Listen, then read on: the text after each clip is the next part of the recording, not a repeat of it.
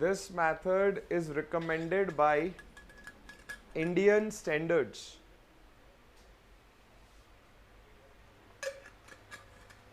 and is the most accurate method. This method is recommended by Indian standards and is the most accurate method. Full stop. अब लिखो ऐसे procedure, एक heading डालो procedure.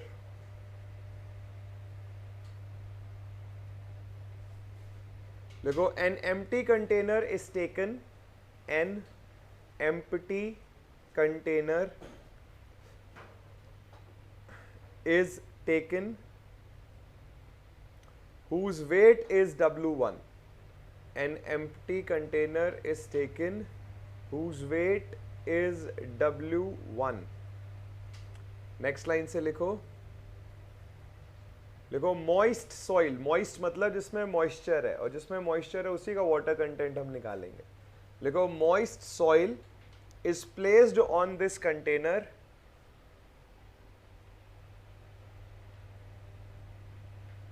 moist soil is placed on this container and the combined weight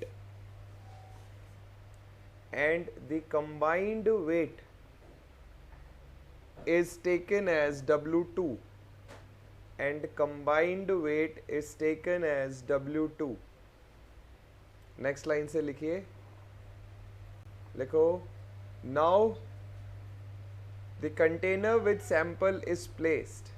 Now the container with sample is placed in oven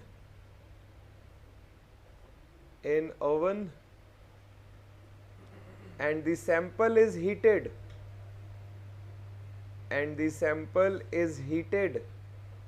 for 24 hours and the sample is heated for 24 hours. Note करके लिखिए for inorganic soils. ये temperature range पूछा जाता है exam में. Inorganic मतलब gravel, sand, clay, अगर ये सॉइल है. For inorganic soils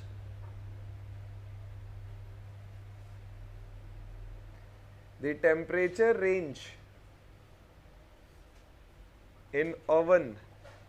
for inorganic soils the temperature range in oven is from, ये लिखिए 105 to 110 degree Celsius, is from 105 to 110 degree Celsius.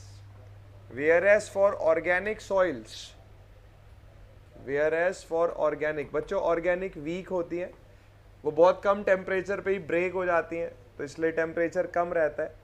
Whereas for organic soils the temperature is 60 degrees Celsius. The temperature is 60 degrees Celsius. Next line से लिखिए after oven drawing. जब आप oven में dry कर दोगे sample को, after oven drawing the container is taken out. आप container को बाहर निकालोगे. After oven drawing the container is taken out and is weighed, WEIGHED, and is weighed again. अब आप दोबारा उसका वेट निकालोगे. and is weighed again. Full stop. इसी में लिखिए let this weight be W3. let this weight be W3. तो 3 wait हमारे पास आए हैं. एक हेडिंग डालिए इसमें calculation.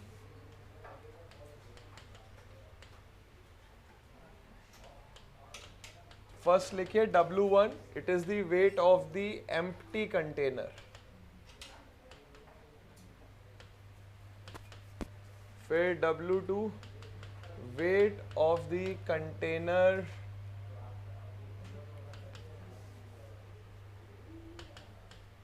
with moist soil.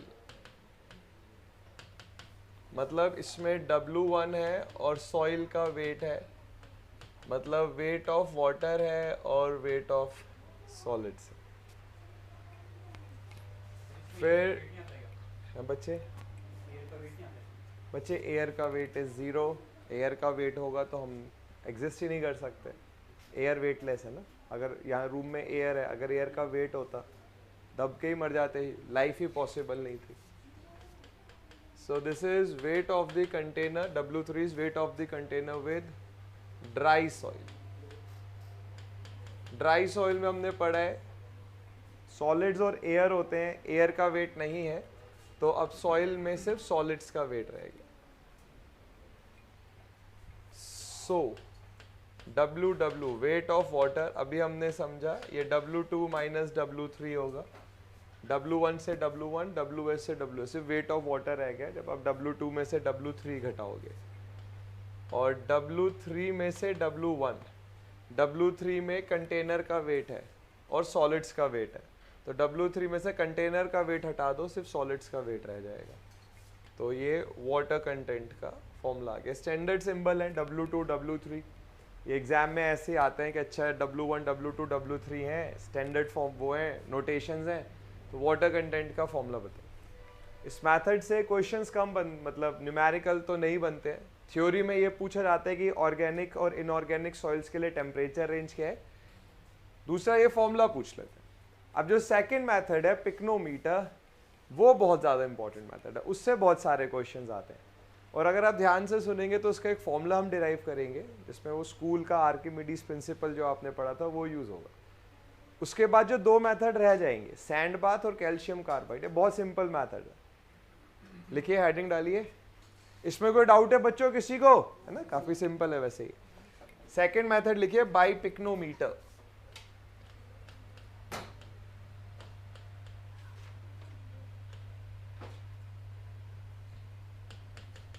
By pycnometer.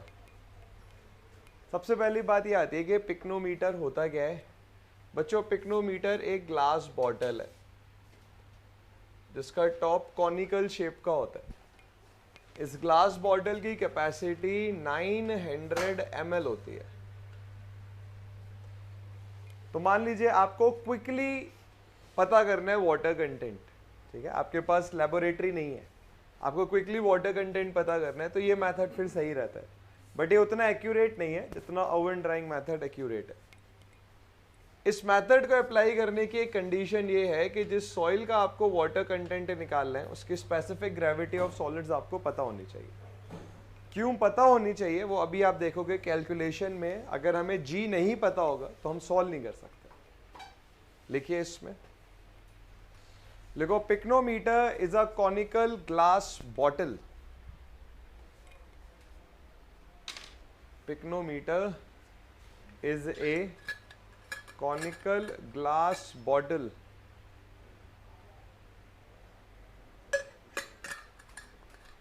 whose capacity is 900 ml. Whose capacity is 900 ml. Full stop. देखो, this method is quick. ये quick है method. This method is quick. Full stop. लिखो, to apply this method, अगर ये method आपने apply करना है, to apply this method, ऐसे लिख लीजिए, कैपिटल G मतलब specific gravity of solids, G of the soil sample, जिस soil का water content निकालना है, G of the soil sample must be known. G of the soil sample must be known. अब बच्चे इसको समझिए, ध्यान से सुनेंगे तो क्लियर हो जाएगा, रटेंगे तो नहीं आप सीख पाएंगे।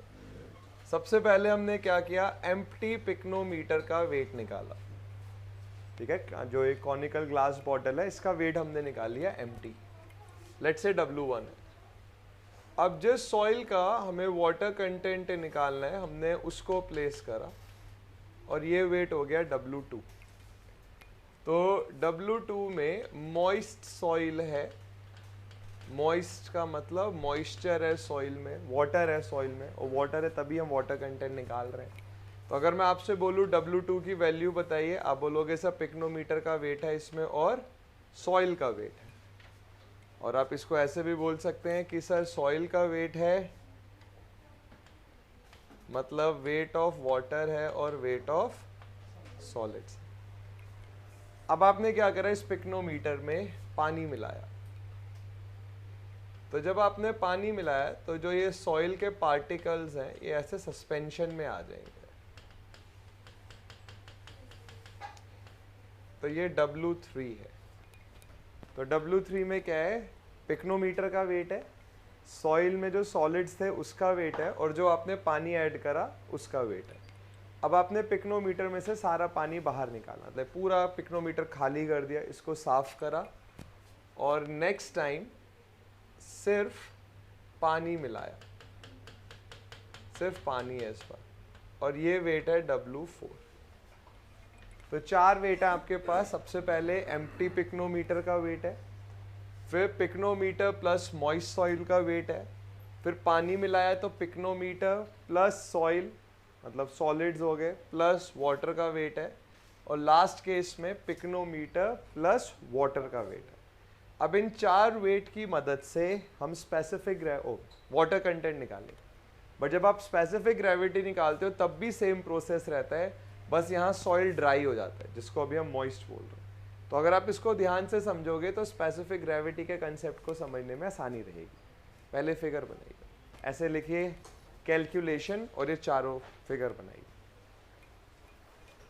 और ध्यान से सुनेंगे तो याद रहेगा। अगर आप रटने की कोशिश करेंगे तो आप नहीं याद रख सकते। मैं बार बार आपको बोल रहा हूँ, इतना सारा डेटा है, पूरी ब्रांच आपको पढ़नी है, आप रट के नहीं याद रख सकते।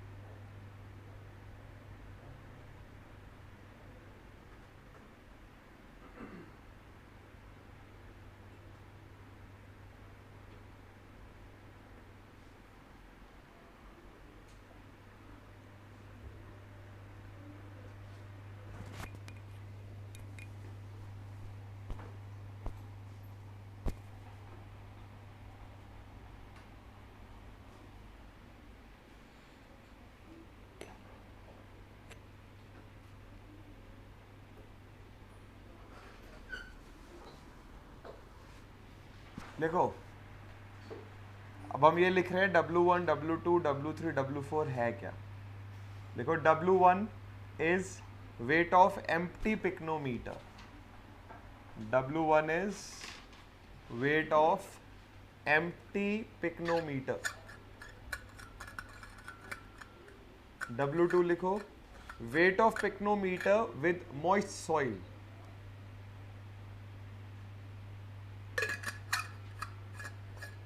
Weight of pycnometer with moist soil. W3 लिखो, weight of pycnometer comma solids, जो सॉइल्स सस्पेंशन में आ गए, and water. Weight of pycnometer comma solids and water. और लास्ट लिखिए W4,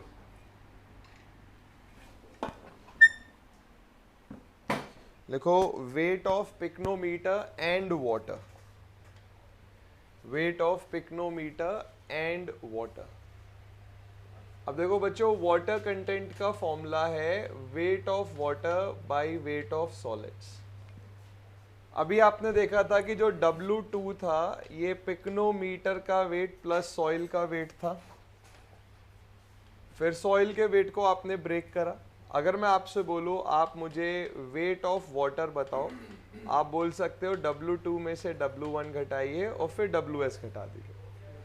तो बच्चे, जो वेट ऑफ वाटर है this is W2 minus W1 minus WS divided by WS, weight of solids. Water content हम find out कर सकते हैं अगर हम वेट ऑफ सॉलिड्स पता कर ले कितना है, क्योंकि W2 और W1 हमें पता है। मतलब जो सारी मेहनत है वो सॉलिड्स का वेट पता करने के लिए है। आप बोलो सर सॉइल को ड्राई कर लेते हैं, ड्राई नहीं कर सकते क्योंकि ओवन हमारे पास नहीं है। तो अब हम ये देखेंगे कि इन 4 फिगर्स की मदद से हम सॉलिड्स का वेट कैसे निकाल सकते हैं। बात समझ आई यहाँ तक? लिखो वी नो दैट, और यहाँ तक लिखो पहले। तो बहुत ध्यान से सुनिए, अगर आप ध्यान से सुनोगे इसको 1-2 बारी में समझ आ जाएगा, बट आप दोबारा कभी नहीं भूलोगे। और वो ये फॉर्मूला बुक की तरह आप रटना चाहोगे तो फिर नहीं काम चलेगा।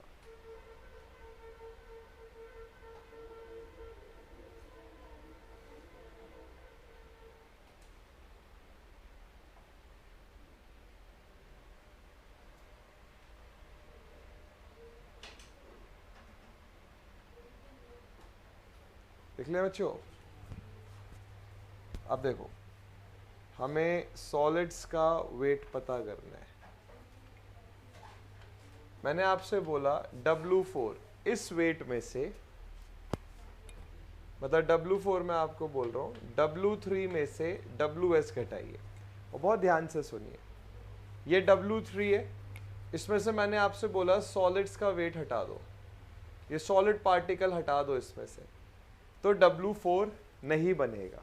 क्यों नहीं बनेगा? क्योंकि जब ये सॉलिड्स के पार्टिकल हटेंगे, यहाँ पर पानी आना चाहिए, तो पूरे सिस्टम में पानी हो गया, तब यहाँ पर W4 की कंडीशन बनेगी। दोबारा सुनिए, मैं आपसे बोल रहा हूँ कि अगर आपको ये 4th कंडीशन बनानी है तो आपको 3rd कंडीशन में से सॉलिड्स हटाने पड़ेंगे और यहाँ पर क्या ऐड करना पड़ेगा? वाटर। तो W4 होगा W3 में से WS घटाओ प्लस एडिशनल वाटर, जो आपने पानी ऐड किया, एडिशनल वाटर वेट, जिसने किसको रिप्लेस करा? सॉलिड्स को, विच हैज रिप्लेस्ड सॉलिड्स। यहां तक बात समझ आई बच्चों? समझ आया बेटा? नहीं आया तो नहीं है, जिस तरीके से ऐसे मुंडे हिलाई है ना, दोबारा सुन लो बेटा। W3 ये है, मैं आपसे बोल रहा हूँ W4 की कंडीशन कैसे बनेगी। आप बोलो सर W3 में से ये सॉलिड के पार्टिकल हटा दो और इन सॉलिड के पार्टिकल की जगह पानी ले आओ, तो पूरे W3 में अब सिर्फ पानी रह गया, तो यही वाली कंडीशन बन गई।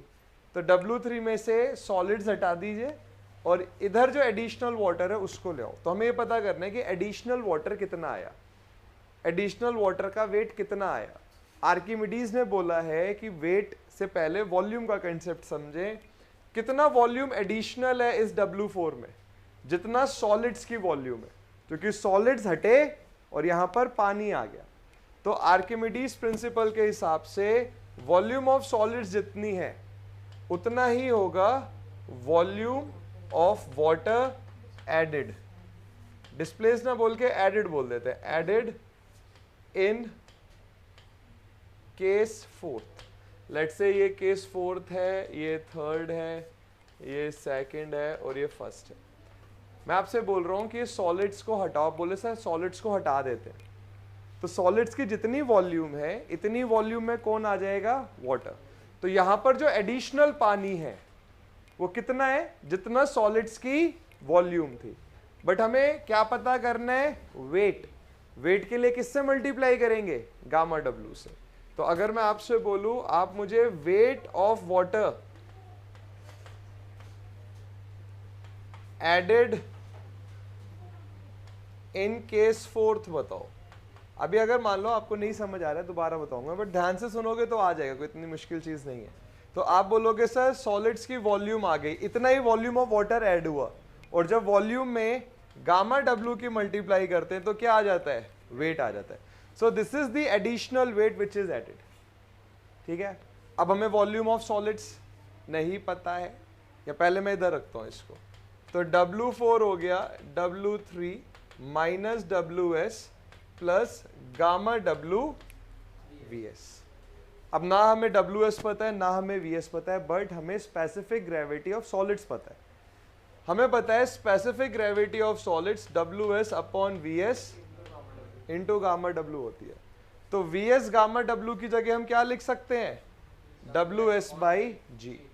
तो बच्चे W4 की वैल्यू हो जाएगी W3 minus WS plus WS upon G। अब जी हमें पता है, क्योंकि मैंने बोला है जी हमें पता है, W4 पता है, W3 पता है, यहां से क्या निकल जाएगा WS, और जब वेट ऑफ सॉलिड्स आ जाएगा उसे यहां रख देंगे तो क्या पता चल जाएगा, वाटर कंटेंट। ठीक है, इसी को अब स्टेप में हम लिखेंगे, एक साथ नहीं लिखेंगे, स्टेप वाइज लिखेंगे, और अपने डाउट्स जो भी हैं पूछते रहना। लिखो, सबसे पहले ऐसे लिखो, वी नो दैट, और अभी बस ये स्टेप लिखो, इसको समझो कि ये समझ आया नहीं आया आपको। वी नो दैट, तो W4, ये फिगर नीचे कर देता हूं, तो W4 कैसे आएगा, W3 में से सॉलिड्स को हटाओ और यहां पानी जो एडिशनल है उसको ले आओ। सो W4 is W3 minus WS plus additional water weight which has replaced solids. देखो बच्चों, समझना है आपने, आप छापने की कोशिश करोगे ना तो नहीं काम बनेगा, तो आपने समझना है, और आप समझोगे ना, आपसे 10 दिन बाद भी मैं आपसे एकदम पूछ लूंगा ना कि आप मुझे फॉर्मूला बताओ क्या है, आप बहुत आराम से बता सकते हो, बट अगर आप रटोगे तो वो G -1 1 माइनस G यही चलता रहेगा पूरा टाइम। अब नेक्स्ट लाइन से लिखो, according to Archimedes principal,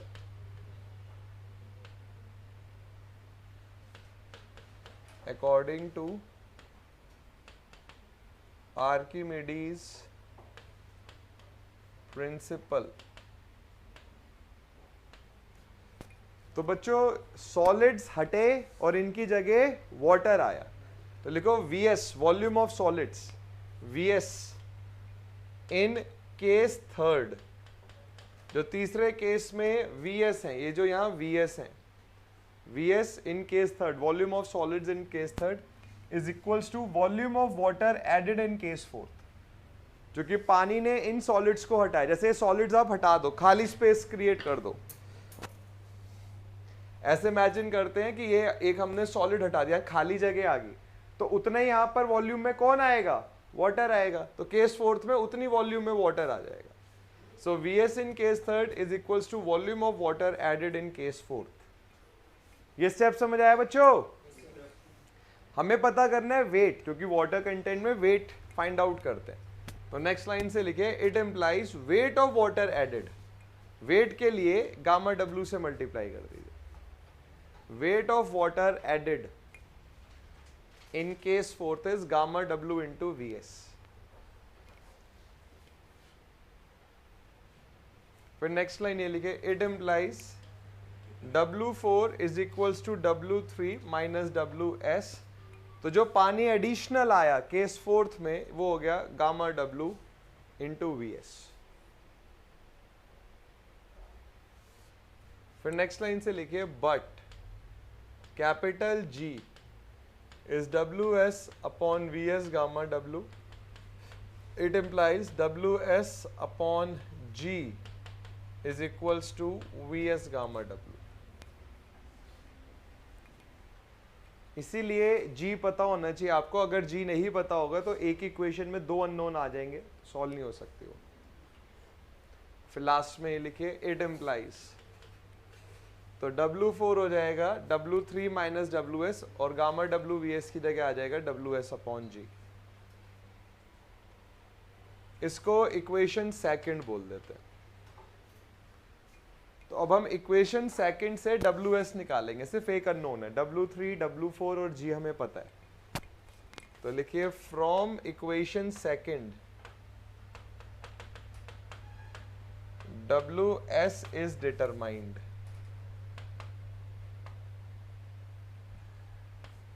equation second से WS निकालिए, और जो अभी ऊपर वाली इक्वेशन है इसको हम फर्स्ट बोल रहे हैं, ये इक्वेशन फर्स्ट है, और यहां पुट करेंगे and put it in equation first, फिर W कैन बी डिटरमाइंड, यहां से W आ जाएगा।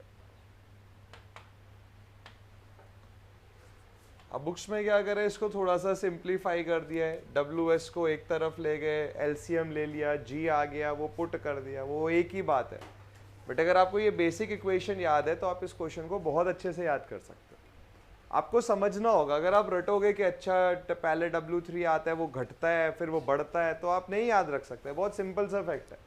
मैं भी अगर इसे रटूंगा 3-4 दिन बाद मुझे भी नहीं याद रहेगा, मुझे बार बार अपने फ़ोन देखना पड़ेगा कि यार नोट्स देखने पड़ेंगे। बट अगर आप बेसिक कंसेप्ट को सीख लोगे तो दिक्कत नहीं आएगी। और आपको इतनी मेहनत करनी है कि आप नोट्स पे डिपेंडेंट ना रहे। जब तक आपको नोट्स चाहिए पढ़ने के लिए, तब तक आपने कंसेप्ट को नहीं सीखा है, इसमें कोई दो राय नहीं। नोट्स बस ये सोच के बनाइए कि इतना अच्छे से पढ़ लेना है कि कंसेप्ट याद रहना चाहिए। रिवीजन आपने करना है, एक ब्लैंक पेपर लीजिए A4 साइज, और लेट से आपने वाटर कंटेंट के बारे में पढ़ना है, तो 4 मेथड है, ऐसे 4 एरो बनाइए, जितना पता है सब लिख दीजिए। और फिर जो मिसिंग होगा नोट से चेक करिए, उसको अपने दिमाग में फिट करिए। इसको पढ़िए, कहीं भी डाउट है तो पूछिए। एग्जाम में क्वेश्चन आता है W1, W2, W3, मतलब सब डेटा गिवन होगा, सिर्फ पुट करना है फॉर्मूला में। अभी क्वेश्चन इसका मैं नहीं कराऊंगा आपको, क्योंकि फॉर्मूला जस्ट सामने लिखा है, रखना ही है डेटा, नो बिग डील। 3-4 दिन बाद में आपको इसका क्वेश्चन दूंगा, तब देखते हैं फॉर्मूला कितना याद रहता है। आराम से एक बारी से पढ़ लो, I am giving you time. आराम से सोच लीजिए कि घर जाके आपको दोबारा नहीं पढ़ना पड़े, बस एक बारी नज़र फेरनी है और आपके दिमाग में डेटा सेव हो जाए। क्योंकि अभी आप पढ़ोगे स्पेसिफिक ग्रेविटी का डिटर्मिनेशन, वो भी ऑलमोस्ट ऐसा ही है, उसमें भी आर्किमिडीज प्रिंसिपल लगेगा।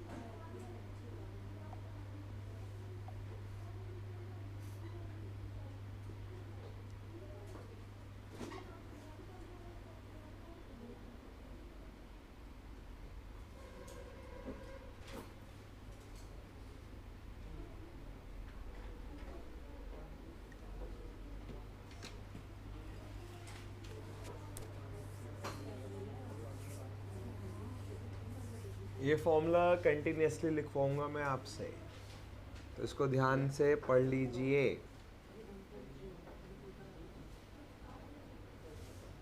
कोई डाउट बच्चों इसमें किसी को? एक बच्चे ने थोड़ी इंसानियत दिखाई कि बेचारा पूछ रहा है तो बोल देती हूँ मैं। मतलब यहाँ मैं क्या ही बोलूँ तुम्हें। पीयूष, IC का फॉर्मूला बताओ, कंसिस्टेंसी इंडेक्स का।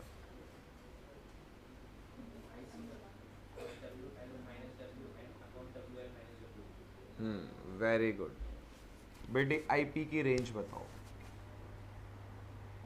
अगर IP 0 है तो सॉइल को क्या बोलेंगे?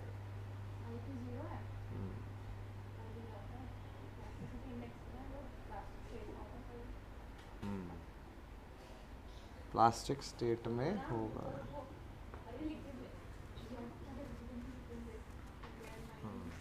देखो कंफ्यूजन तब आता है जब पता हो। हाँ, और फिर लो प्लास्टिक के लिए रेंज क्या है?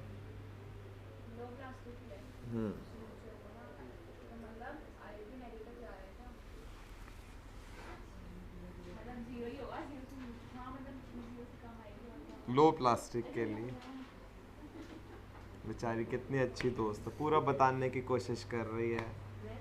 हाँ नहीं बता रही है, सॉरी बेटे। हाँ बोल दे बेटे, जरा कब बताओगे? कल? मैं कह रहा हूँ लो प्लास्टिक के लिए IP की रेंज क्या होती है? Low plastic, medium plastic, high plastic? तो लो प्लास्टिक की रेंज कितनी होती है कि आईपी की ये वैल्यू अगर रहेगी तो सॉइल लो प्लास्टिक है। हाँ, तो पता होना चाहिए ना। तुम बताओ कृष्णा। लेस देन 7, और मीडियम प्लास्टिक के लिए 7 to 17, और हाई प्लास्टिक के लिए ग्रेटर देन 70। कंचन बेटे आप मुझको बताओ आईसी की वैल्यूज के बेसिस पे स्टेट, जैसे लिक्विड स्टेट के लिए आईसी की वैल्यू क्या होनी चाहिए? अगर सॉइल लिक्विड स्टेट में है तो आईसी की वैल्यू क्या होगी?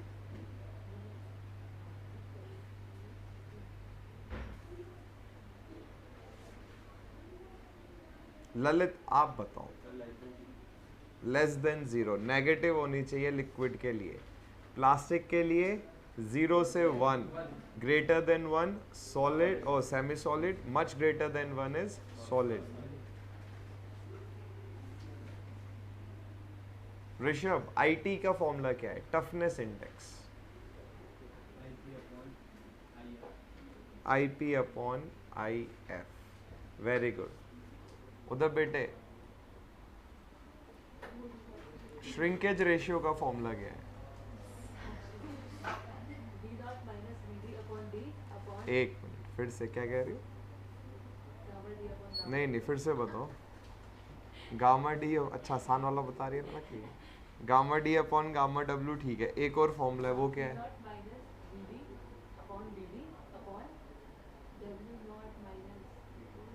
डब्ल्यू नॉट माइनस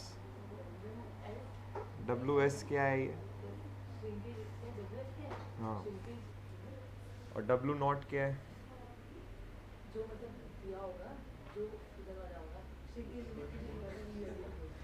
वो वाटर कंटेंट जिस पे वॉल्यूम वी नॉट है।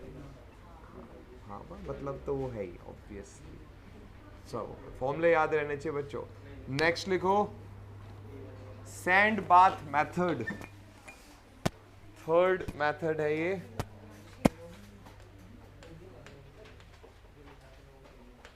Sand bath method. Sand bath method बच्चों देखो कैलकुलेशन वाइज बिल्कुल ओवन ड्राइंग मेथड की तरह होता है। बस डिफरेंस क्या है? सैंड बाथ मेथड में ओवन की जगह सैंड बाथ का यूज किया जाता है सैंपल को गर्म करने के लिए। सैंड बाथ बिल्कुल आप एक मिट्टी का बर्तन, जैसे आप चूल्हे की तरह आप बोल सकते हो। ओवन में इलेक्ट्रिसिटी के थ्रू सैंपल को हीट किया जाता है और यहाँ पर कैरोसिन को जलाकर हीट करते हैं। तो आपने क्या करा, सैंपल लिया, उसको सैंड बाथ एक तरीके से चूल्हा जैसा है उसमें रखा, उसके नीचे आपने कैरोसिन जलाया। कैरोसिन जब जलेगा हीट प्रोड्यूस होगी, वहाँ से सैंपल फिर हीट होता है। तो ये मेथड यूज होता है एकदम जब आप प्रिलिमिनरी या एकदम इनिशियल कैलकुलेशंस करना चाह रहे हो। रफ डेटा आपको चाहिए, जैसे मान लीजिए आपसे बोला गया एकदम पहाड़ों में अंदर जाके कहीं कंस्ट्रक्शन करना है, ठीक है, कोई फाउंडेशन आपको लगानी है, तो आपको भी रफ डेटा चाहिए कि पता चल जाए कि हाँ भाई इतना होगा वाटर कंटेंट, तब इस मेथड को यूज़ करते हैं। ओवन ड्राइंग के लिए आपको पूरी लेबोरेटरी चाहिए, तो आप हर जगह लेबोरेटरी नहीं बना सकते। तो ऐसे केस में जब आपको एक रफ डेटा चाहिए तो सैंड बाथ मेथड का यूज़ होता है। कैलकुलेशन बिल्कुल सेम है कि पहले आप इसमें W1 निकालोगे, एम्प्टी कंटेनर का वेट, फिर कंटेनर प्लस सॉइल का वेट, फिर हीट करोगे 24 घंटे तक, ड्राई करोगे सैंपल, तो ड्राई सैंपल प्लस कंटेनर का वेट। तो इसमें हम ये लिखेंगे कि कैलकुलेशन तो बिल्कुल सेम है जैसे ओवन ड्राइंग की थी। फिर इसमें आप सैंड बाथ में सैंपल को हीट करते हो कैरोसिन को जलाकर, और ये मेथड यूज़ करते हैं जब हमें एक इनिशियल डेटा चाहिए कि भाई कितना है, रेंज क्या है वाटर कंटेंट। लिखो इसमें, देखो this method is used, this method is used to determine,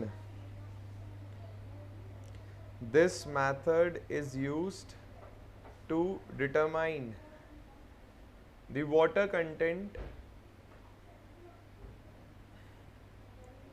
the water content in preliminary investigation, to determine water content in preliminary investigation। देखो अभी आप इसको कई सब्जेक्ट्स में पढ़ोगे, सर्वे उनमें से एक है।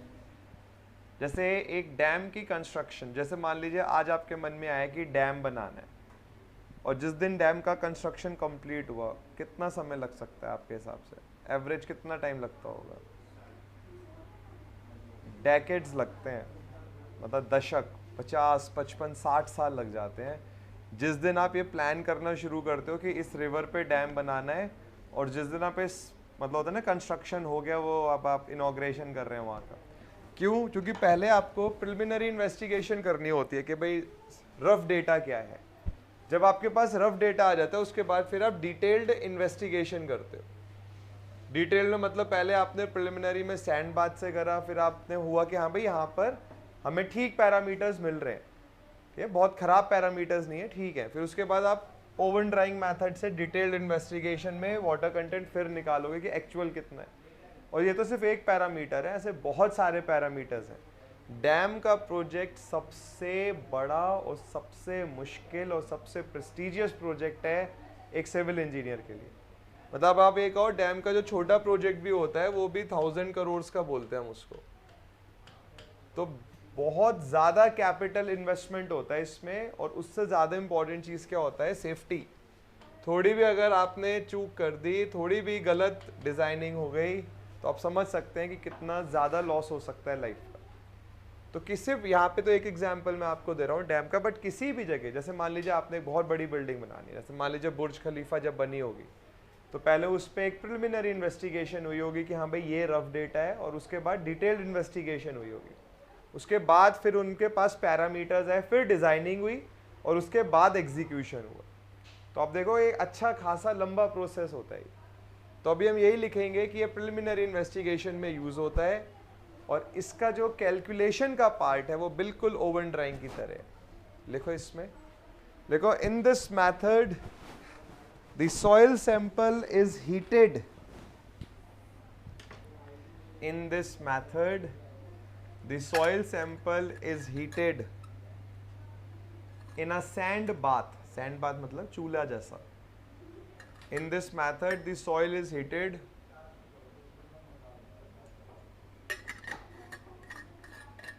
in a sand bath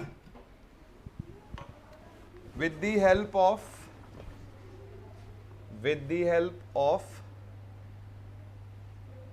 burning of kerosene oil, या with the help of burning of kerosene लिखिए, with the help of burning of kerosene.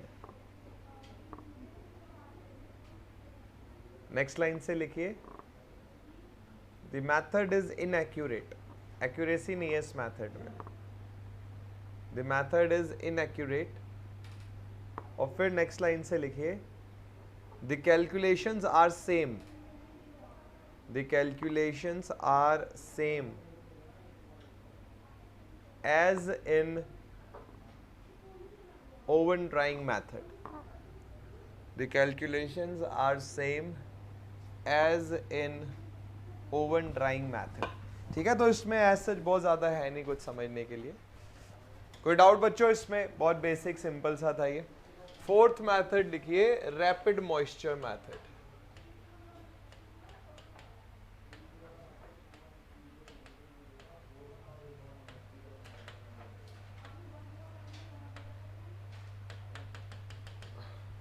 Rapid moisture method समझ लीजिए, बहुत सिंपल है।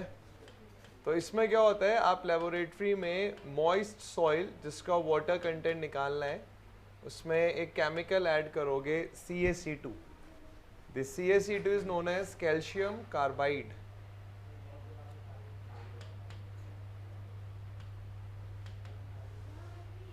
तो जब CaC2 वाटर में प्रेजेंट मॉइस्चर के साथ रिएक्ट करता है तो एक गैस रिलीज होती है जिसको बोलते हैं एसिटिलीन गैस।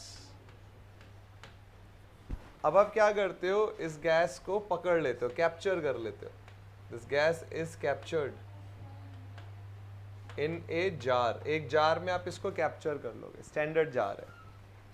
अब इस जार में क्या है, प्रेशर गेजेस लगे हुए हैं, प्रेशर को मेजर करने के अपरेटस, प्रेशर गेज लगे हुए हैं।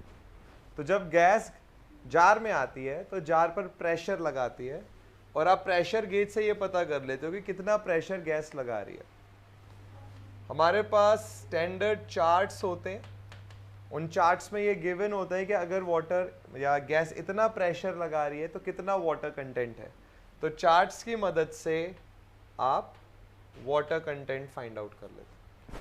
थोड़ा सा कॉम्प्लिकेटेड सिस्टम होता है ये, हमारी कंट्री में थोड़ा कम यूज़ होता है, बट अच्छा मेथड है।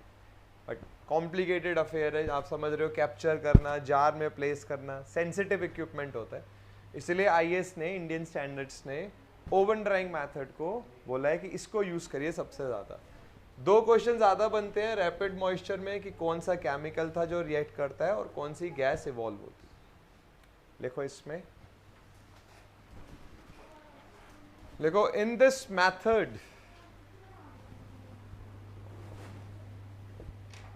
a small quantity, in this method a small quantity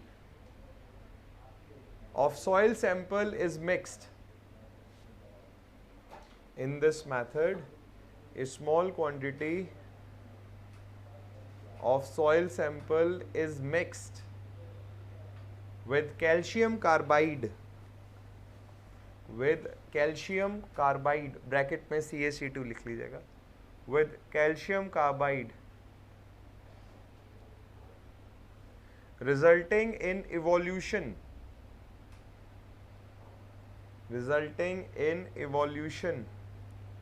of acetylene gas, resulting in evolution of acetylene gas, which is captured in a jar, which is captured in a jar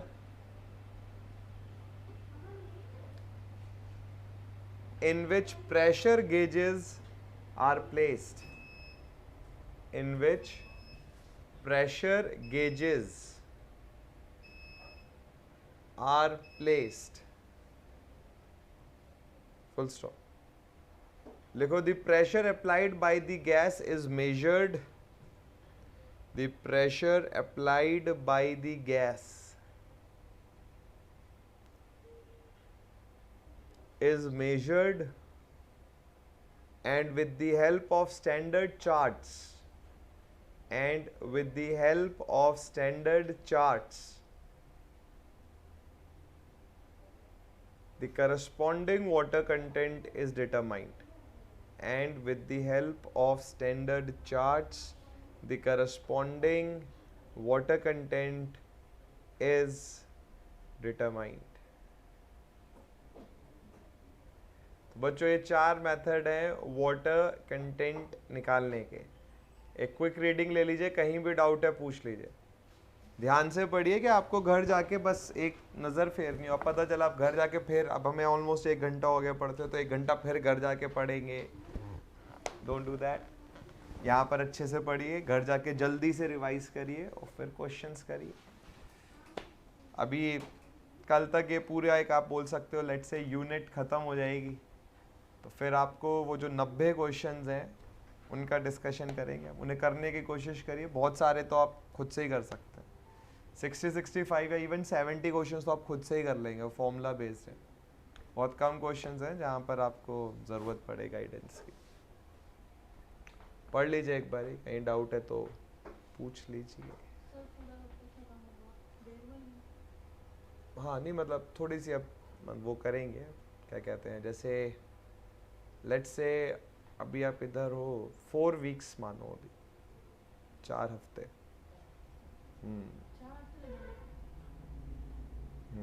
मतलब नहीं, अब उसमें ही है ना मेरा, तब तक एक बैच ख़त्म हो जाएगा तो आपके नंबर ऑफ आवर्स बढ़ाऊंगा ना मैं।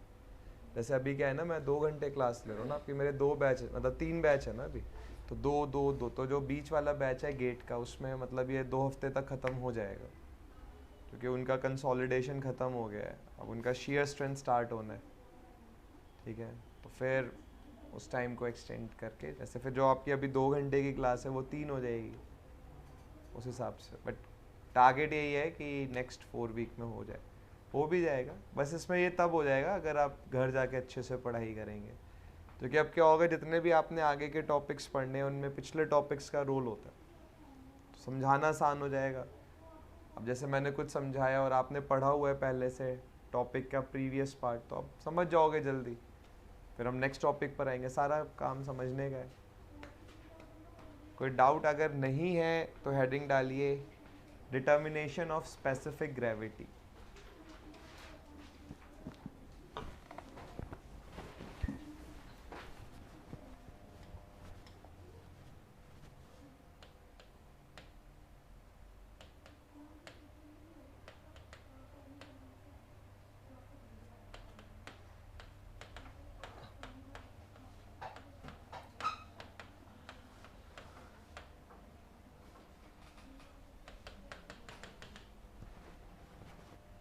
एक काम आप कर सकते हो, ऐसा उम्मीद है मुझे बिल्कुल है नहीं, जैसे हमारा जो यूट्यूब चैनल है इंजीनियर सक्सेस का, उसमें जियोटेक के कई सारे सेशंस हो रखे हैं ऑलरेडी, तो उनमें कई सारे क्वेश्चंस हैं, आपको क्वेश्चंस करने होंगे। देखो क्या होता है ना कि थ्योरी पढ़ाना और थ्योरी के थ्रू सिलेबस ख़त्म करना वो कोई बड़ी बात नहीं। किसी दिन मान लो लेट से 2 बैच ऑफ कर दिए, 6-6 घंटे पढ़ा दिए, 5 दिन पता चला सब खत्म, बट थ्योरी से ज़्यादा इंपॉर्टेंट है क्वेश्चंस करना। थ्योरी तो हो जाएगी, थ्योरी कोई बड़ी बात नहीं। अब जैसे मान लीजिए अभी आपने पिक्नोमीटर से वाटर कंटेंट निकाला, फॉर द टाइमिंग आपको समझ आ गया, वो दिक्कत नहीं है, दिक्कत होती है क्वेश्चंस में।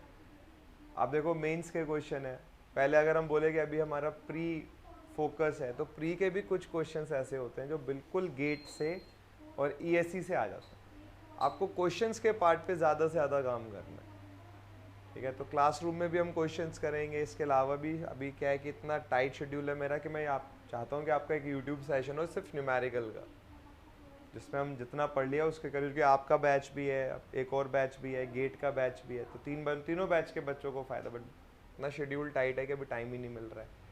थोड़ा भी शेड्यूल रिलैक्स होगा तो फिर यूट्यूब सेशन पे क्वेश्चन रखेंगे, बट फॉर दैट टाइम, उतने टाइम तक आप ऑलरेडी जो सेशंस हैं आप जाओ उसमें, ये इसके यूट्यूब चैनल पे बहुत सारे सेशंस हो रखे हैं, उसमें जियोटेक के टॉपिक वाइज क्वेश्चंस आपको मिल जाएंगे, तो वहाँ से आप उनको देखते रहो, ठीक है अच्छा ये नया क्वेश्चन है कैसे होगा।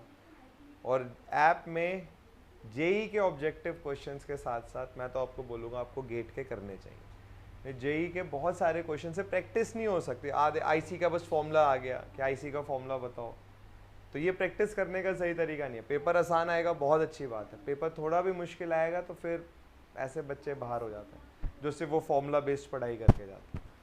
तो आप ऐप के थ्रू या यूट्यूब चैनल के थ्रू क्वेश्चंस करो ज़्यादा से ज़्यादा।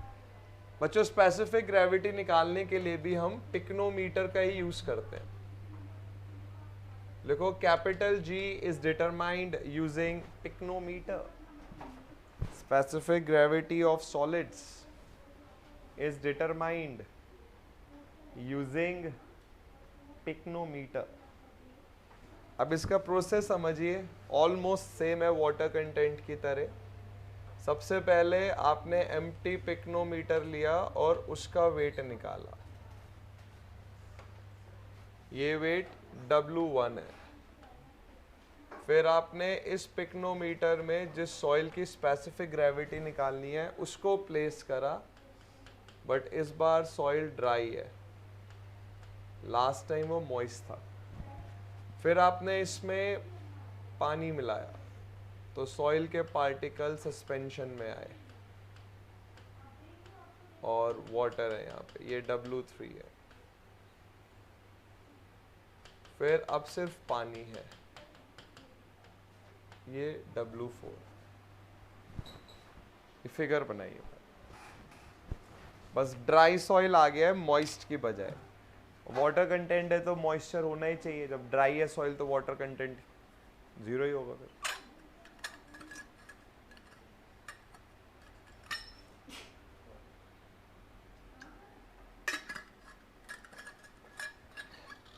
अगर मैं आपसे बोलूं कि आप मुझे W2 की वैल्यू बताओ, आप बोलोगे सर इसमें पिक्नोमीटर का वेट है और ड्राई सॉइल का वेट है जो कि सॉलिड्स के इक्वल होगा, तो W2 is W1 plus WS।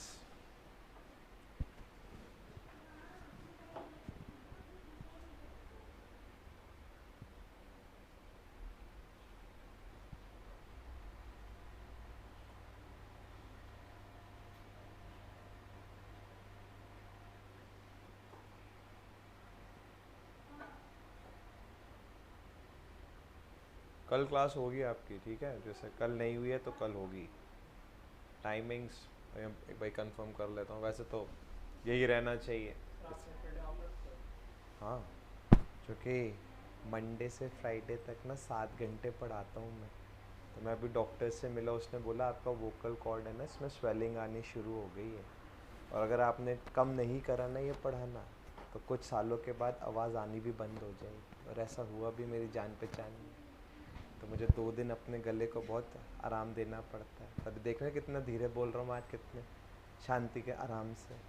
मैं डॉक्टर ने मेरा इसमें कॉन्फिडेंस बढ़ाया ना अभी जो मेरा।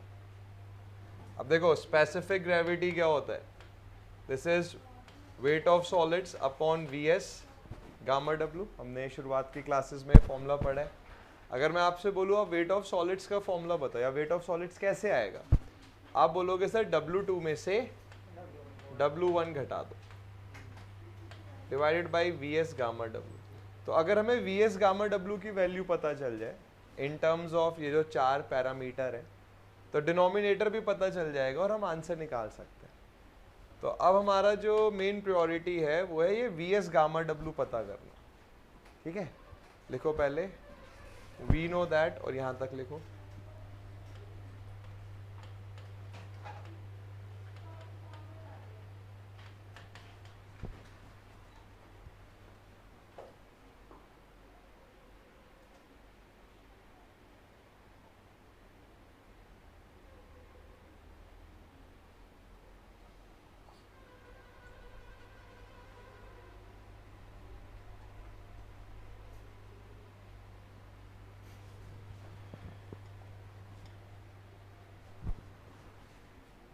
अब देखो हमें ये वी एस गामा डब्ल्यू पता करना है।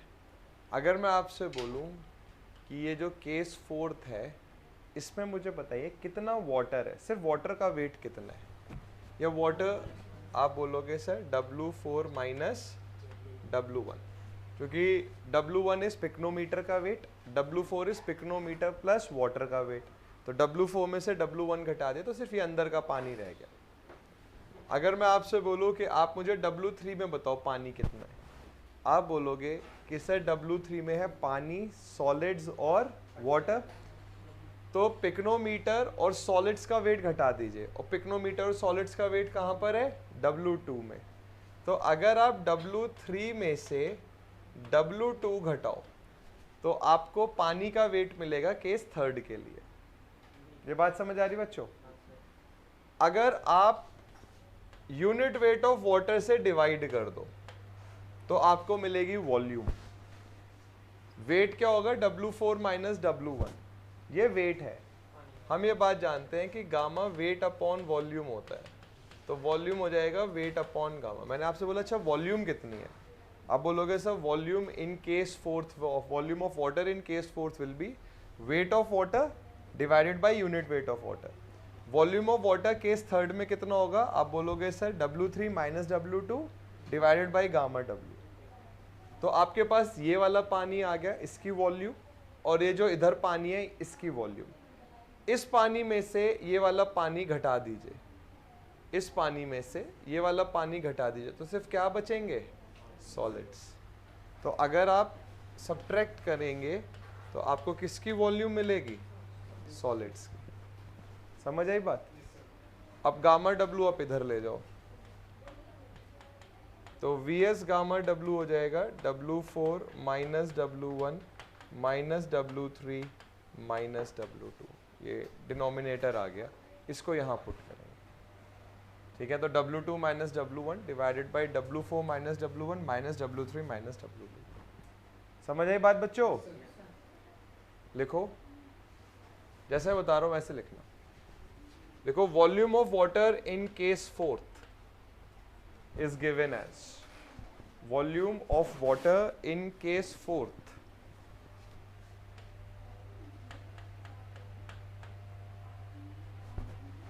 ये फॉर्मूला लिखो, W4 माइनस W1 तो वेट है, और वॉल्यूम के लिए गामा W से डिवाइड कर दिया। अब जैसे यहाँ फिगर छुप गया, आप अपनी कॉपी में वहाँ देख सकते हो, और बहुत रिलैक्स माइंड के साथ है। पता है क्या है, एक कोट मैंने पढ़ी थी, पढ़ाई की बातें कर, कोई भी चीज़ जो ऑनेस्ट है, ट्रू है, वो डीप होती है और वो साइलेंट होती है। ठीक है, जैसे मान लीजिए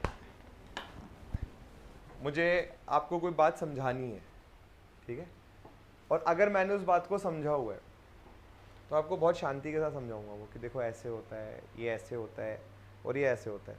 हमेशा याद रखें कि जहाँ पर ट्रुथ नहीं है वहाँ हमेशा शोर होगा। ये फैक्ट है, ये हर एक चीज़ के लिए फैक्ट है।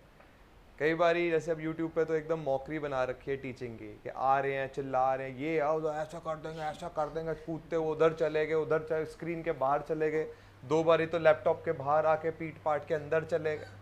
तो वो मॉकरी है, वो स्टूपिडिटी होती है, मतलब इडियोसी है मेरे हिसाब से। इससे बड़े बेवकूफ़ी एक टीचर नहीं कर सकता है कि आप चिल्ला रहे हैं। चिल्लाना तो चाहिए ही नहीं। जो सबसे बड़ा ज्ञान होता है ना वो सबसे शांत इन्वायरमेंट में ही मिलता है। तभी तो जो ऋषि मुनि थे ये इधर जाते थे पहाड़ों में। दिल्ली को गया कभी किसी ऋषि मुनि ने कि मॉल में बैठे हुए तपस्या करते हुए दिखे हैं कोई? मैं गंगोत्री गया एक बारी दोस्त के साथ दिसंबर में, कपाट बंद हो चुके थे तो हमें इतनी नॉलेज भी नहीं थी। तो हम लोग जब गए तो गंगोत्री भाई पूरा खाली। मतलब आप सोचो आप एक शहर में गए हो, खाली, कोई नहीं था वहाँ पे। मुश्किल से हमें 4 ऋषि मुनि मतलब साधु दिखे, वो गहन तपस्या में, तो हम तो चुपचाप साइड से निकल गए। तो जो कोई भी चीज़ जब आप करोगे ना, मतलब अगर एक फीलिंग ऑनेस्ट है तो वो हमेशा ट्रू, डीप और साइलेंट होती है। ये सब चिल्लाना फिल्लाना ये नहीं होता। तो आप जब पढ़ाई करो बिल्कुल एकदम शांत मन से होना चाहिए, और टीचर को भी बिल्कुल शांत मन से, एनर्जी होनी चाहिए, बट ये नहीं कि चिल्लाना और समझाना दो एंटायरली डिफरेंट चीज़ें हैं। अब जैसे यहाँ पर क्या है, वो बहुत ध्यान से मन को शांत करके समझे कि वॉल्यूम ऑफ वाटर क्या है। केस 4 में पहले वेट पता कर लीजिए, इस पानी में से या इस पूरी फिगर में से बाउंड्री हटा दीजिए, मतलब पिक्नोमीटर का वेट हटा दीजिए, तो ये वेट ऑफ वाटर आएगा। वेट को अगर आप गामा से डिवाइड करते हो तो वॉल्यूम आता है। तो ये वॉल्यूम ऑफ वाटर आया केस 4 में। अब हम ये पता करेंगे कि केस 3 में कितना पानी है। तो यहाँ केस 3 में एक तो ये पिक्नोमीटर है, ये पानी है और सॉलिड्स है। यहाँ पर ये पिक्नोमीटर है और सॉलिड्स है। तो W3 में से W2 घटाएंगे तो पानी का वेट आएगा, गामा W से डिवाइड करेंगे वॉल्यूम आएगी। अब यहाँ पर इस केस में क्या है, पानी और सॉलिड्स की वॉल्यूम है, तब ये वाला पानी मिला। तो इस पानी में से ये वाला पानी घटाएंगे तो किसकी वॉल्यूम मिलेगी, सॉलिड्स की। गामा W उधर ले जाइए एलसीएम लेके, तो VS गामा W आ गया, उसको यहाँ पुट कर दीजिए। समझ में आएगा, मतलब बहुत आराम से आ जाएगा। देखो कुछ टॉपिक्स होते हैं वो मुश्किल होते हैं, हमें भी पता होता है, तो वहाँ पे हमें पहले ही कह देते हैं थोड़ा ध्यान लगाओ, ये मुश्किल टॉपिक नहीं है, आसान है। तो अभी आपने लिखा है volume of water in case 3, in case 4। Next line से लिखिए volume of water in case 3, और ये वाला फॉर्मूला लिखिए।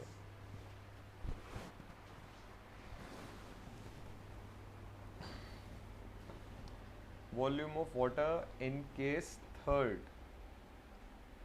तो this is W3 minus W2 upon gamma W। अब नेक्स्ट लाइन से लिखिए वॉल्यूम ऑफ सॉलिड्स VS, और ये पे पूरा फॉर्मूला लिखिए।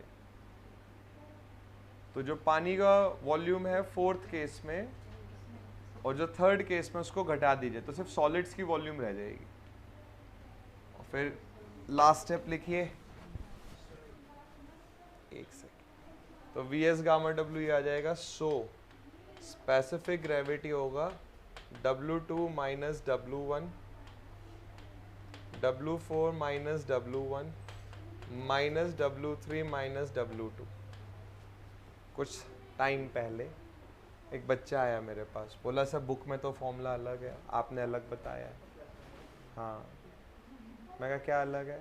कि सर उसमें तो मतलब ऐसा कुछ अलग ही था सर, वो कि W3 उसमें माइनस में था और पता नहीं क्या, मतलब उनके हिसाब से क्या था कि W2 माइनस W1, ये ब्रैकेट ओपन करो आप, तो W4 माइनस W3, और यहाँ ये माइनस माइनस प्लस हुआ, तो W2 माइनस W1।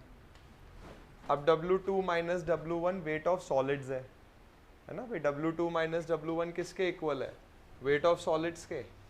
तो उसमें ऐसे लिख दिया था कि वेट ऑफ सॉलिड्स, क्योंकि आपको पता है ड्राई सॉइल है तो सॉलिड्स का वेट आपको पता है, तो W4 minus W3 plus weight of solids. क्या सर सॉलिड्स का तो कहीं फॉर्मूले में ना जिक्र ही नहीं था, क्या बता क्या बोले इंसान। This is known as spoon feeding के बिल्कुल मुंह के बेटा मुंह खोलो, हाँ चम्मच अंदर के बेटा अब मुंह बंद करो, अब चबाओ अब निगल लो अंदर। स्पून फीडिंग थोड़ी होती है इंजीनियर यार तुम लोग। ये तो ऑब्वियस है कि अगर डेटा गिवन है तो यहाँ से आप 4 फॉर्मूले और बना सकते हो। अब W3 माइनस में ले जाओ, माइनस W3 प्लस W4, वो तो मर जाता तो नहीं देर में कि माइनस कैसे हो गया W। हाँ तो बच्चों इसको लिखिए। क्वेश्चंस मैं इसके अभी इसलिए नहीं दे रहा हूँ आपको क्योंकि आप सामने फॉर्मूला लिखा है एकदम छाप देंगे, 2-3 दिन बाद दिए जाएंगे आपको इसके क्वेश्चंस। एक असाइनमेंट मैं शेयर करूंगा आज आपके साथ, उसको आपने करना है। सिंसियरिटी यही है कि अगर आपको कोई क्वेश्चंस दिए जा रहे हैं तो करके लाने, और डाउट्स है तो पूछे, इसमें कोई भी दिक्कत नहीं है।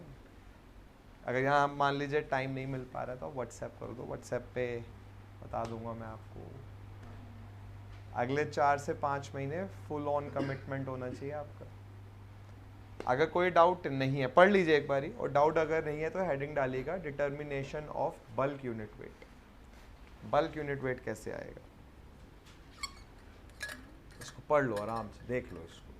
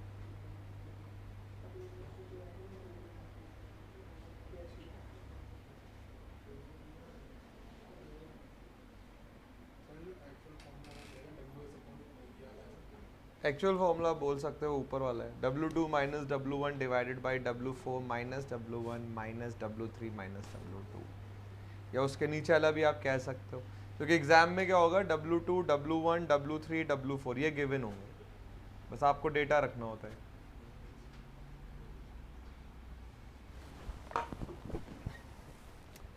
मुझे बताओ गिरीश, बल्क यूनिट वेट और ड्राई यूनिट वेट में कौन बेहतर पैरामीटर है?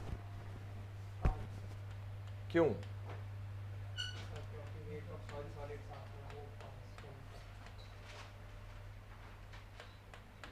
तो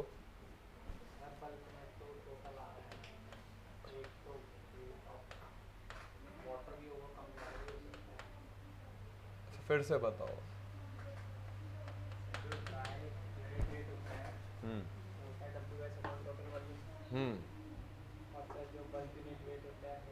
total weight upon volume. Total weight of solids plus wait of water रहेगा।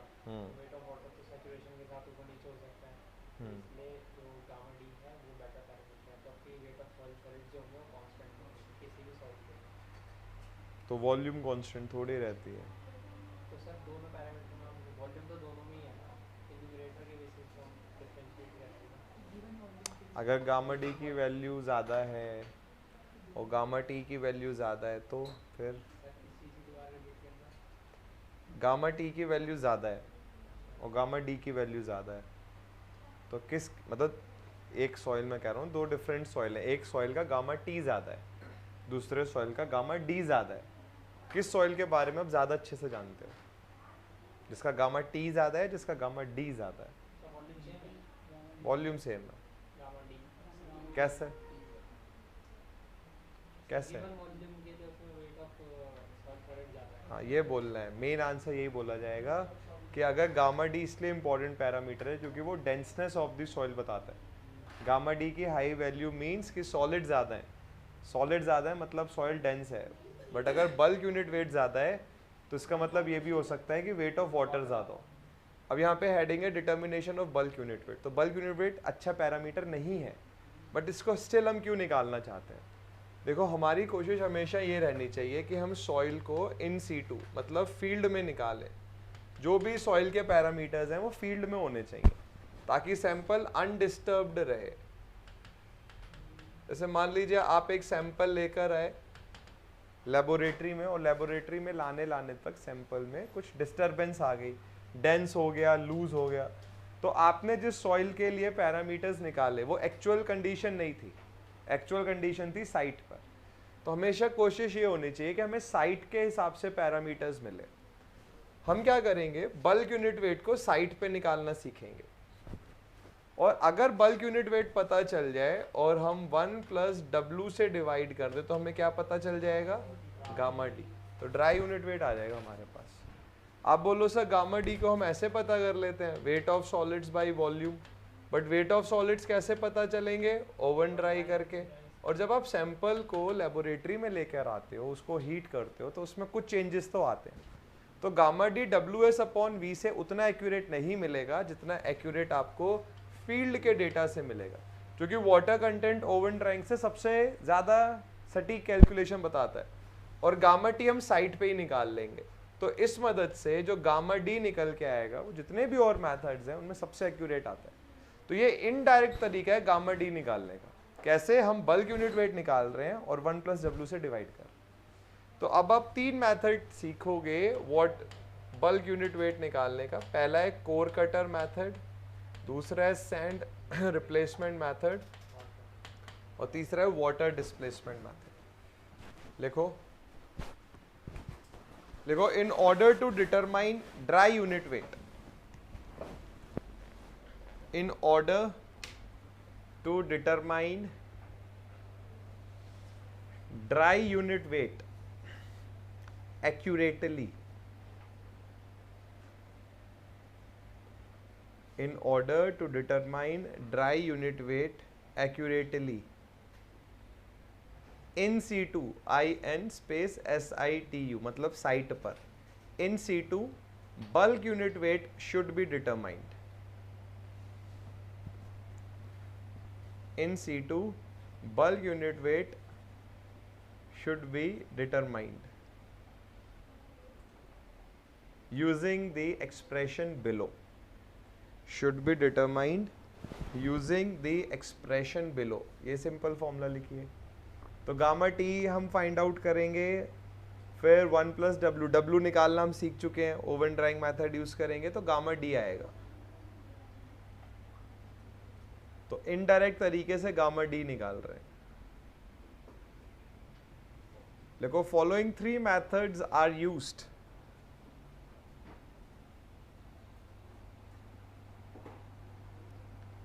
following 3 methods are used to determine gamma T bulk unit weight. Following 3 methods are used to determine bulk unit weight। बच्चों first method heading डालिए core cutter method, core cutter method. पहले 2 point लिखेंगे फिर समझेंगे। बच्चों core cutter method से आप bulk unit weight सिर्फ कोहेसिव सॉइल्स का निकाल सकते हो, उनमें भी वो जो सॉफ्ट हैं। क्यों ऐसा है ये अभी हम सीखेंगे, बट पहले लिखिए this method is used for, this method is used for cohesive soils which are soft। This method is used to determine, this method is used for cohesive soils which are soft।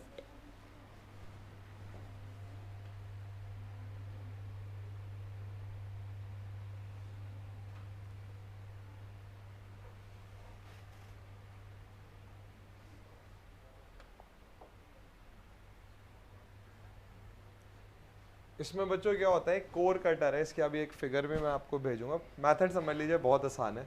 जैसे एक core cutter है, ठीक है, both side open है ये। आपने इसको जहाँ पर बल्क यूनिट वेट निकालना है वहाँ पर उस सॉइल के ऊपर प्लेस कर दिया ऐसे। तो जिस सॉइल का आपको बल्क यूनिट वेट निकालना है आपने कोर कटर को उसके ऊपर रख दिया। इसके ऊपर आपने एक ट्रे रखी, इस ट्रे को डॉली बोलते हैं, ये कोर कटर है। अब आपने क्या करा, एक हाइट से हैमर ड्रॉप करा, तो जैसे आपने सॉइल के ऊपर ये रखा, एक हाइट से आपने हैमर ड्रॉप करा, तो ये जो कोर कटर है ज़मीन के अंदर पेनिट्रेट होगा, ज़मीन के अंदर जाएगा। तो आपने सफिशिएंट नंबर ऑफ ब्लोज देने हैं, हैमर को ड्रॉप करना है कि मान लीजिए कोर कटर ज़मीन के अंदर चला जाए, काफ़ी थोड़ी सी ही डॉली बाहर रह जाए। अब आप क्या करोगे, जब थोड़ी सी डॉली 15 mm, ये जो थिकनेस है डॉली की 25 mm होती है, जब 15 mm ही बाहर रह जाए सिर्फ, मतलब 10 mm ज़मीन के अंदर चली जाए, अब आप क्या करोगे, टेस्ट को रोकोगे, आसपास खुदाई करोगे और इस कोर कटर को बाहर निकालोगे। अब आप सोचो कि यहाँ पर एक नॉन कोहेसिव सॉइल होता है जैसे ग्रेवल, तो अगर आप ग्रेवल को एक बर्तन में रखो और नीचे से उसको खोल दो, तो बर्तन में से क्या होगा, ग्रेवल बाहर निकल जाएगा। तो कोहेसिव सॉइल की टेस्टिंग इसीलिए इस मेथड पे करते हैं कि जब आप कोर को बाहर निकालते हो वो नीचे से गिरता नहीं है, क्योंकि कोहेजन की वजह से पार्टिकल्स आपस में बॉन्ड बना लेते हैं, है ना। जैसे मैं आपसे बोलूँ कि यहाँ पर इसमें मैं ग्रेवल रख दूँ, ठीक है, और ये ढक्कन खोल दूँ और ऐसे इसको पलट दूँ, तो सारा ग्रेवल बाहर आ जाएगा, बट क्ले बाहर नहीं आएगा, क्योंकि क्ले आपस में बॉन्ड बना लेता है। तो इसीलिए आप नॉन कोहेसिव सॉइल की टेस्टिंग इस मेथड से नहीं कर सकते। तो वो किस मेथड से करेंगे, वो सैंड रिप्लेसमेंट से करेंगे। दूसरा, सॉइल सॉफ्ट होना चाहिए, क्योंकि हार्ड सॉइल अगर होगा, क्ले भी हार्ड हो सकता है, तो जो ये कोर कटर है ज़मीन के अंदर ही नहीं जाएगा अच्छे से, है ना, वो पेनिट्रेशन ही नहीं हो पाएगा। तो सबसे पहले सॉइल कोहेसिव होना चाहिए, सॉफ्ट होना चाहिए। आपने कोर कटर पे डॉली प्लेस करी, एक हाइट से हैमर गिराए इसके ऊपर, ताकि ये ज़मीन के अंदर चला जाए। जब सफिशिएंट डेप्थ पर ये चला जाएगा, तो अब आप टेस्ट रोकोगे, कोर कटर को बाहर निकालोगे। आपने एम्प्टी कोर कटर का वेट निकाल रखा है W1, core cutter plus soil का वेट है W2। तो अगर मैं आपसे बोलूँ वेट ऑफ द सॉइल बताओ, आप बोलोगे W2 माइनस W1।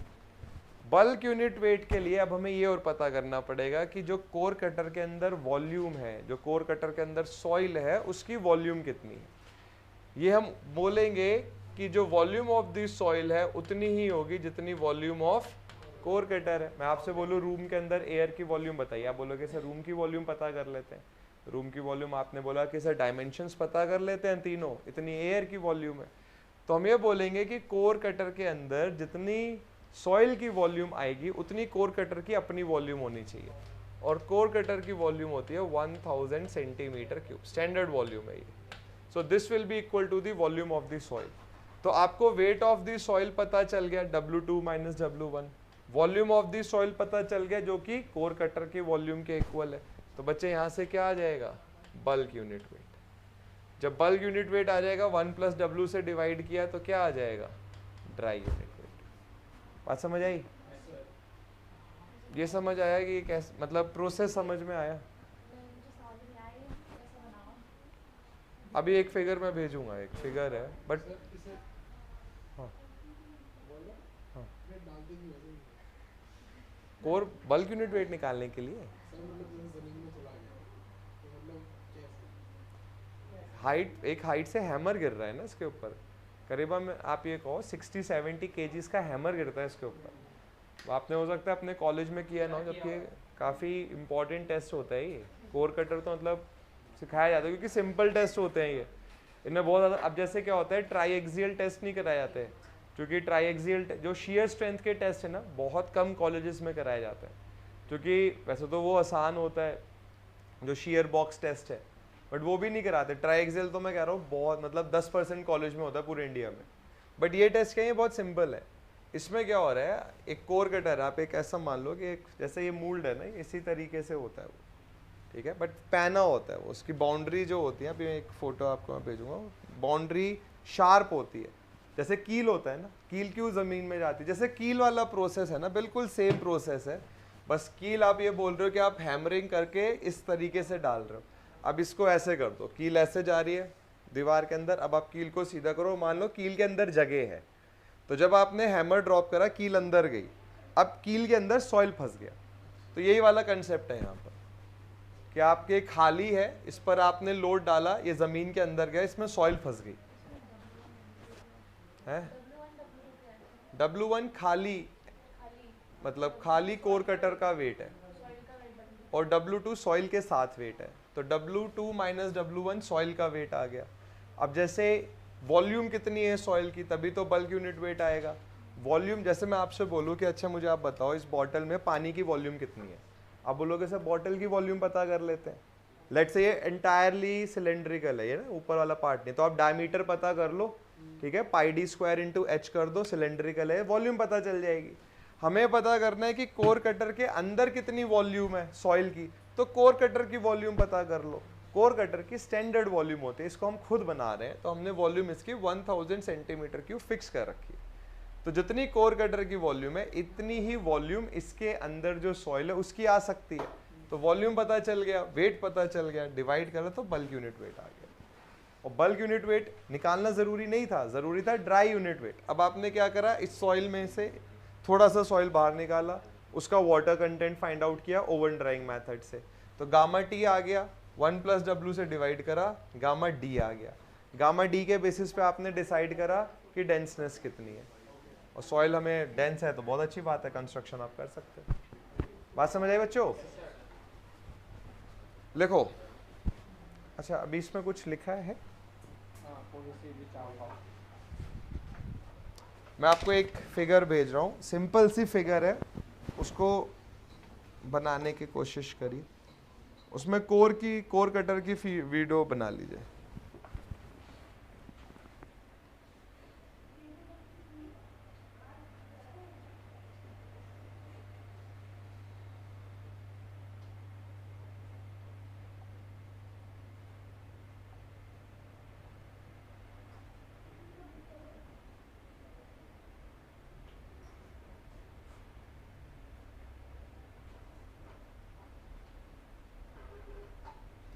इवन मैं आपको पिक्नोमीटर की भी फोटो भेज रहा हूँ, वो भी आप देख लो कैसा होता है देखने में। जो पहली फिगर है ग्लास बॉटल, वो पिक्नोमीटर है, और जो दूसरी फिगर है ये कोर कटर है, ठीक है। शार्प एजेस हैं इसके, यही जमीन में फिर अंदर जाते हैं। डॉली वो ट्रे है जिसको ऊपर रखा जाता है, और फिर वो रैमर है जो हाइट से ड्रॉप होता है, टकराता है और अंदर जाता है। जैसे कील है ना, ये कील की तरह आप समझ लो, कोर कटर इज लाइक कील जो अंदर से खाली है, और जब ये अंदर जा रही है तो इसमें सॉइल फंस रहा है। समझ आई बात बच्चों? आप बस इसमें क्या करो, इसकी फोटो बना लो कोर कटर की, ये डॉली और रैमर मत बनाओ, कोर कटर की फोटो बना लो बस, कि आपको क्लियर रहेगा।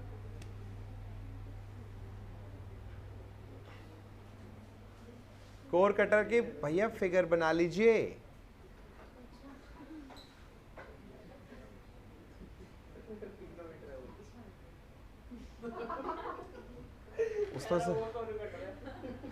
उसने सिर्फ वो बोला ना कि वो पिक्नोमीटर है, मैं तभी समझ गया था कि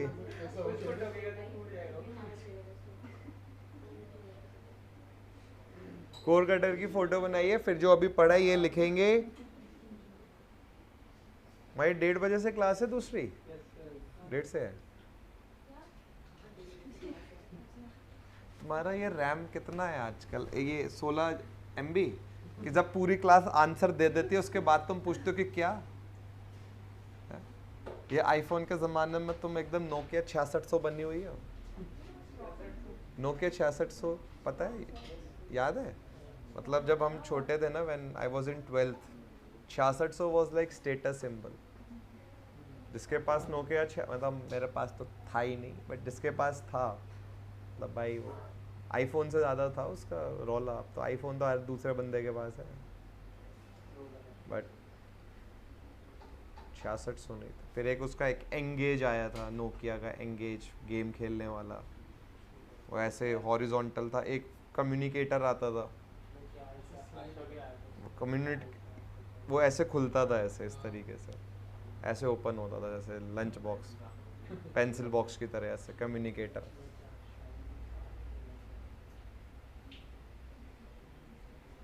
वो वाले वैसे उतना फ़ोन ठीक था, ये तो इतना कुछ कर दिया फ़ोन में,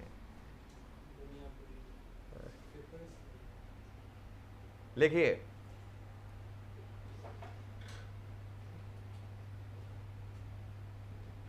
देखो core cutter is placed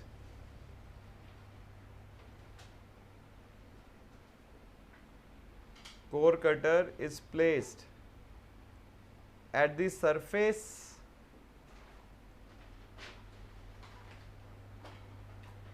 of the soil. Core cutter is placed at the surface of the soil whose gamma T is to be found. Whose gamma T is to be found. Full stop. लिखो surface is also made clear. Surface को आप साफ करोगे, उस पर ये vegetation ये सब नहीं होना चाहिए. Surface is made clear of the vegetation and other impurities. Surface is made clear of the vegetation. जैसे घास फूस है या कुछ और वहाँ पे गंदगी, वो हटानी है आपको. Surface is made clear of the vegetation and other impurities. Full stop. देखो, a dolly is placed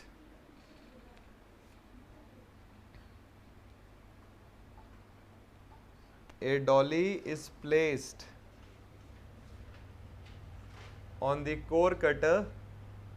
A dolly is placed on the core cutter on which a rammer is allowed to fall. On which a rammer is allowed to fall. Due to which core cutter penetrates. Due to which core cutter penetrates into the ground.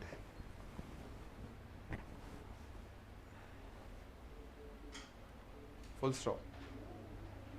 लिखो, when core cutter is at sufficient depth, when core cutter is at sufficient depth, it is taken out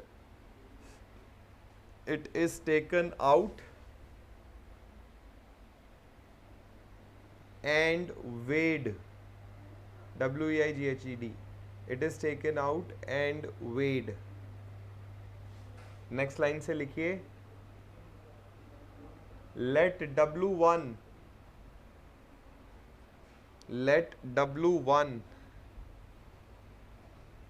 be the weight of empty core cutter. Let W1 be the weight of empty core cutter. Next line से लिखिए, W2 is the weight of core cutter with soil. W2 is the weight of core cutter with soil. Next लिखिए, let V be the volume of core cutter. Let V be the volume of core cutter which is equal to the volume of soil in it. Let V be the volume of the core cutter which is equal to the volume of soil in it. Full stop. इसी में लिखिए, the volume of core cutter is 1000 centimeter cube. The volume of core cutter is 1000 centimeter cube. Next line से लिखिए, so ऐसे लिखो, gamma T is W2 minus W1 divided by volume of core cutter. So W2 minus W1 by 1000. बाकी सब data ग्राम में रखे, जो कि ये सेंटीमीटर क्यूब में, तभी फिर आएगा ग्राम पर सेंटीमीटर क्यूब.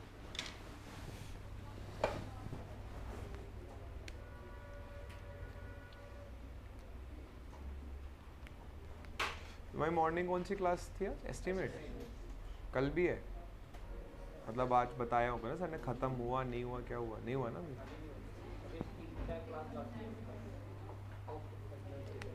एक हेडिंग डालो, पढ़ेंगे इसे कल ही, सैंड रिप्लेसमेंट मेथड, हेडिंग डाल लो ये। कल इसका एक मेजर पार्ट खत्म कर देंगे। कल सैंड रिप्लेसमेंट, वाटर डिस्प्लेसमेंट के साथ साथ सीव एनालिसिस खत्म कर देंगे। मतलब कल के टॉपिक पढ़ने के बाद आप बहुत सारे क्वेश्चंस कर लेंगे। चलो